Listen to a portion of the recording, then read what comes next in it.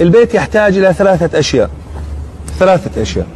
يحتاج أن نقرأ صفحة من القرآن كل يوم نقعد مع بعض. اسمعوا يا أمهات ويا آباء، اسمعوا والله اسمعوا.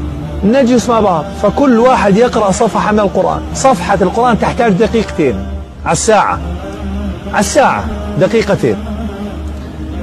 ونقرأ حديث من أحاديث رسول الله. افتح رياض الصالحين، قال صلى الله عليه وسلم: المسلم من سلم المسلمون من لسانه ويده. صدق رسول الله. سكرنا الكتاب، خلصنا صفحة قرآن وحديث. ويحتاج إما استغفار أو صلاة على رسول الله 100 مرة. والله الذي لا إله غيره أن الله سيطرح البركة في المال والعيال والبيت والطعام والشراب. طبقوا يا أمة محمد. سيطرح الله البركة، سنجد البركة في المال والعيال والبيت والطعام والشراب. ما شاء الله.